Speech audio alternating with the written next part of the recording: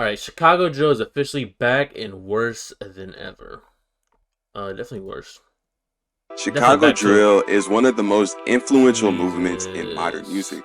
But through the late 10s, its influence died down after losing a lot of the top names to the system and the grave. And watching as pioneers like Chief Keef, G Herbo, and Lil Durk moved on to different styles. King Von turned the city up going into the 20s, but met an early end, leaving a void in the drill world. However, in recent years, I think it's a real person. Chicago drill has seen a new spike in popularity. Bro, need to invest in a mic, bro. I know my mic isn't good, but damn. The legacy of drill. But unlike in 2012, when the rappers were in the streets, but mainly stuck to rapping, and the drillers mainly stuck to drilling, this time around, some of the rappers involved are also the top drillers. There's video footage to prove it, and self-snitching is running rampant. These stories in the music and around what's happening in the streets have gained a huge audience, so in this video, we'll take a look at this new era of Chicago drill. DCG.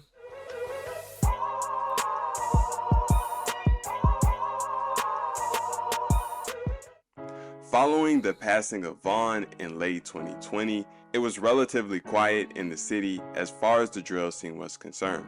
But a duo called the DCG brothers took off in the city with two big songs. For sure. Lil Osama, who first blew up in 2019, began gaining a new buzz, becoming one of the leading artists in the drill scene. For sure. Over on the east side, No Limit Wet came home after beating 4 bodies and began taking rap more seriously, dropping a couple songs that did numbers before eventually changing his name to Drench.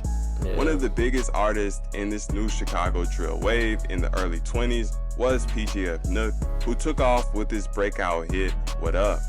He got signed, and with the label behind him, he continued dropping throughout 2022 and doing numbers. Ah, shit. The new one. I ain't like, he could have went to more detail on that. In early 2023, Mellow Bucks, a new female rapper from No Limit, blew up after dropping a song called Boom that went crazy, racking up millions. She followed this up with a remix featuring Lotto that went even crazier, establishing her as the biggest female rapper in the rack. Mellow was one of a couple newer No Limit rappers getting shine. No Limit Wet, who had changed his name to Drench, was still doing his thing, and Big Op, also known as No Limit Faro, was also beginning to take rap seriously, and the fans were embracing him. Being the most famous rapper from No Limit, G Herbo would do features with all 3 of these rappers to help boost what they already had going. This movement in No Limit was part of a new wave forming in the rack. Another rapper in this wave who was closely associated with Big Op was Maftiski. He blew up in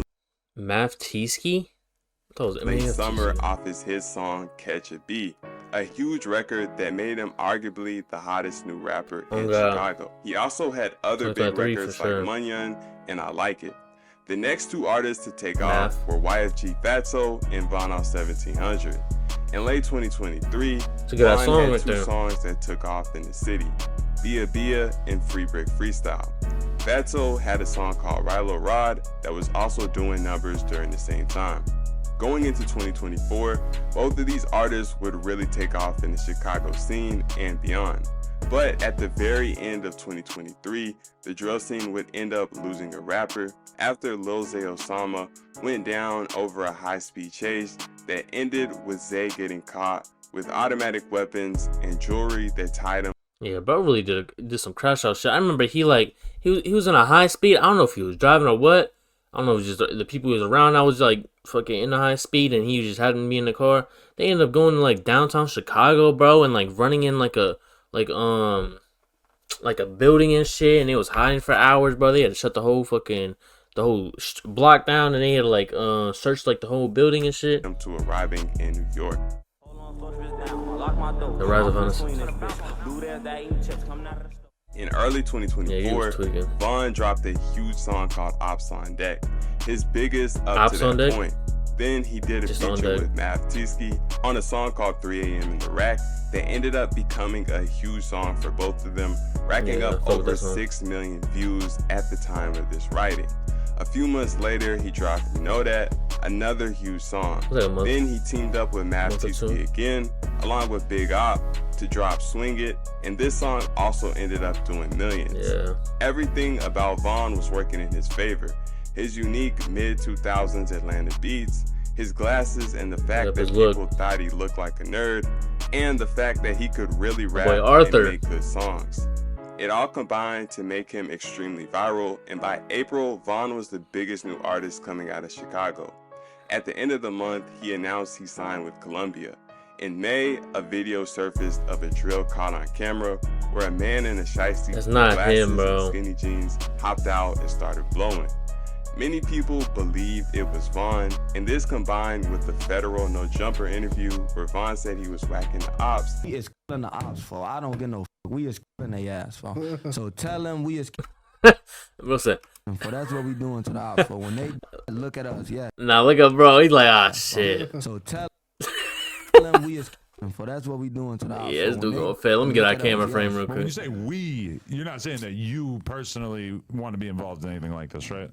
We, team, whatever you want to call it. Got it, and bro. he used to ride and Dodge Durangos, the same car that was used in the video, along with the fact that he had several songs talking about whacking an op on camera and at a gas station, led the internet to believe he was either extremely dumb and self-snitching at AR Ab levels, or a smart marketer taking advantage of a coincidence to make his music even more viral.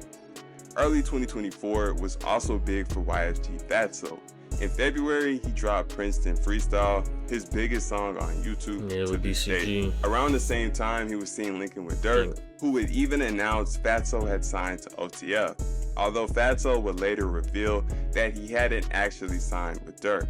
Unfortunately, a month after dropping Princeton Freestyle, Fatso ended up getting locked up. But he wasn't in for long and got back to dropping music when he got out. Meanwhile, more new artists were still popping up left and right. A rapper called Chucky Wackham blew up with songs like Good Aim and 100 Days and 100 Nights. He hopped on the Philly drill sound and brought his own unique style. He was fat. Like there's like his first music video, you can see like he was a little fat. But he's only 16, but he was fat like when he was like 11, 12, I think. And he lost hella weight. He was another rapper in the new Chicago drill movement who Dirk co-signed early. Dirk would also announce that he was signing Chucky to OTF, and Chucky confirmed that he did actually sign to OTF in his interviews. Oh, man.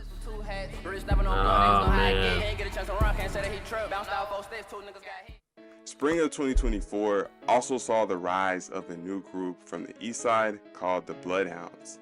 The three main rappers in this gang were Bloodhound Lil Jeff, Vert, and Bloodhound Q50. A legal activity gang? Screwy 89, a rapper closely affiliated with the Bloodhounds, and he also gained a buzz around the same time. Screwy was also closely affiliated with other up-and-coming rappers like Mav Tski and Big Op. He took off before any of the Bloodhound members, dropping a song called Nightcrawler in late December of 2023 that went crazy in the city. In early 2024, he dropped a song called Buttonland, and this record also took off. As previously mentioned, Screwy had close ties to the Bloodhounds, and around the time his name started gaining attention, a Bloodhound member called Lil Jeff was also beginning to gain attention on his own. Lil Jeff initially began making noise after dropping a song called Ah, that's believed to be about a double homie Lil Jeff was behind, because in the song he raps about walking in lids with two hats and making people pay the consequence for something they did. Throughout early 2024, Jeff continued to build a following off of rap Bro kept and really the music. alleged I like bodies that. he was racking up in the streets, becoming known for self-snitching on live, announcing his body count, and implicating himself in all types of crimes, from robberies to drills. His homies Q50 and Vert were right beside him the whole time, and the entire Bloodhound group was gaining motion. They had all types of beef in the streets, but would also find themselves in rap beef with fellow up-and-coming artist YFG Fatso. Taking my key and I'll never forget little buddy. Stay on the line, his rap, that boy don't clap her, it's gonna put a diss out for me. Their problems began over a petty disagreement about lyrics. Screwy heard Princeton Freestyle by Fatso and thought he had taken lyrics from his hit Nightcrawler. But Fatso had made the song way stupid. before he put it out, and there's even an unreleased version of Princeton Freestyle on YouTube, uploaded before Scoom put out Nightcrawler. Yeah, that's But so stupid. Scoom accused Fatso of taking his lyrics and started taking shots at him online. Lil Jeff jumped into the beef. I ain't gonna lie, that Fatso and Scoom back and forth would have fed families for generations, bro. I ain't gonna lie, they was both rapping and going back and forth And in he and tracks. Scoom began dissing Fatso on IG. Scoom dissed Fatso on an unreleased song that surfaced on YouTube, and Fatso responded in a song that also surfaced unreleased. Fatso was a bigger artist, but Scoom and Lil Jeff were gaining a following. Scoom's music was gaining traction. He was taking trips to LA to record songs and shoot videos, and he was even working with more established artists like YBC Duel and Skrilla. By May, Bloodhound Lil Jeff's name was buzzing in the city. He did his first interview ever with DJ UTV, where he talked about his come up, rumors about him having 10 bodies and robbing people for watches.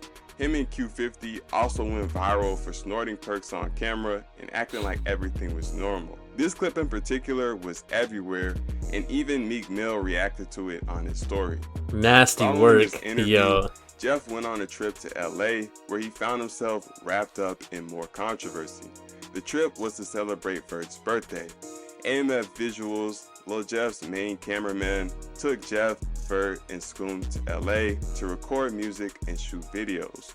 While in LA, the Bloodhounds were seen linking with established artists like Rico Reckless and G Herbo.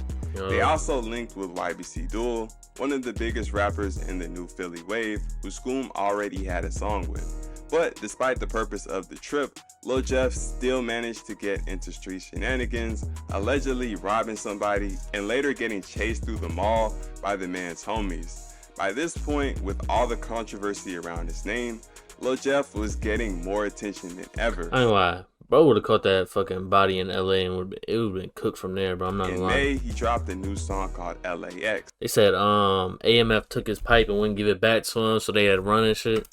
But despite all this new success, crazy, man. less than 2 weeks after He was dropping not trying to LAX, the news broke that Lil Jeff had lost his life in a crazy situation where the Bloodhounds had attempted to go on a drill, and in the process of chasing an op into a house, Lil Jeff had got caught by return fire from someone in the house. Following Lil Jeff's passing, he instantly got tons of new coverage. Yeah. Basically, every hip-hop media outlet on YouTube was talking about him, and his situation was getting tons of publicity. He was getting King Von comparisons, and fans started glazing him in the way that they do every rapper that passes away. Lil Scoom was already buzzing before, but after Lil Jeff passed, he began getting even more attention. However, in July, just 1 month after Jeff passed, Scoom would also meet an early end after he was backdoored by a female in the rack. The same day Scoom passed, Fatso dropped the music video for his song Unusual Slander, where he had dissed Scoom. He would also end up going on live and trolling him. The passing of both Jeff and Scoom so close to each other would generate even more attention, shining a huge spotlight on the Bloodhound name, and as a result, Bloodhound Q50 saw his career taking off. Damn. A week after Scoom passed, Q50 dropped a song with all 3 of them on it, and it instantly went up. He followed this up with another big record called Splash Bros, but then at the end of July, he was arrested after he was caught with a switch. While Q50 was locked up, Traveler Ross dropped a 3-hour documentary on Bloodhound Lil Jeff, which, as usual, contained top-tier detective work breaking down all the allegations around his name. This documentary put even more eyes on the Bloodhounds and their crazy situation. Q50 was eventually released in early August, but just a month later, Traveler Ross dropped a 2-hour documentary on his alleged 8 bodies. Around the same time, Fatso dropped a song called Bougie Hoes that blew up, becoming arguably the biggest song of his career. At the end of the month, he dropped a mixtape titled A Reaper Ceremony, continuing the run that he was on. Late summer also saw the rise of Baby Chief, a younger rapper who popped up on the scene with huge songs like Snooze You Lose and 6 Times Today. Other newer Chicago drill rappers like Fatso and Chucky were experimenting, switching between the Chicago and Philly drill sounds, But Baby Chief made his name off rapping on beats similar to the OG 2012 to 2015 prime Chicago drill sound. By the end of the summer, the new Chicago drill movement was bigger than ever, and in September, a beef would pop off between Screwy G and Billionaire Black, shining an even bigger spotlight. Broke ass niggas ain't talking about shit. Always Screwy this and Screwy that. Tell them niggas get off my dick. Screwy G was a rapper from Gary, Indiana, a city 40 minutes away from Chicago. He started blowing up in late 2023 after dropping a video for a song called F the Ops that showed footage of his music video getting sprayed up and his crew returning fire. After this video blew up, he went on a crazy run through 2024, passing 1 million views on every song he dropped for months straight. He collaborated with Chicago rappers like Von Off 1700 and Big Op, and given the fact that his city was 40 minutes away, many considered him part of the new Chicago drill movement. In September, he previewed a song where he said if he caught an op trying to shop at the store, he would pop out on him and do him like Duck. He claimed this wasn't a diss, just a reference to the Duck situation because Duck was shopping when his ops had got him, but FBG and their side weren't trying to hear it. Rappers like Billionaire Black, King Yella, and Swag Dinero were quick to react and blast him for dissing. Screwy took the song down, but then a couple weeks later, he dropped an official diss where he took shots at Billy, Yella, and Swag Dinero. He featured Bloodhound Q50, who decided to diss Tuka, one of FBG's fallen members. Billy had heard the preview and made a diss reply, so when the Screwy diss dropped, he released his an hour later, dissing him back. Then he dropped part 2 to diss Q50 and the Bloodhounds. Billionaire Black beefing on songs with Screwy G and Q50 was a full circle moment in drill because he and Duck beefing with Ide was the beginning of the back and forth dissing in drill. Other FBG members like Young and Dutchy also responded with disses of their own aimed at Screwy G and Q50. Screwy and Q50 didn't respond to any of the disses, and Q50 took to IG to act like he was now too gangster to rap beef and would handle things in the streets. This brings us... Well, I don't know if you goofy ass think there's some type of battle rap, but that ain't gonna get you on. That ain't gonna get you on, and that's gonna get you scoped. To the present day. The new Chicago drill scene has everybody's attention. Unfortunately, by this point, we know the Screwy Q50 song hit different when I found out they both from Indiana. Things end. A couple rappers will think they can stay in the city without any repercussions, and it'll cost them their lives. A couple will crash out and get long sentences, and a select few smart ones will get out the city and use the opportunity to expand beyond drill. But although we know how it ends, there's no telling how much time is left. It could be as many as 3 years or less than 1. We'll just have to wait and see. That was a good video. Math T-Ski, just like Trencher said, this shit a crackhead war. Oh, Joe's the worst. All the other son is the same with all that yelling. Why the fuck are they talking about New York drill in a fucking Chicago drill video? His ass was barely... Nah, he was the one. He was 20. Yeah, it's crazy though. It's a good video though. He kept it like mainly on topic about the music. I fuck with that.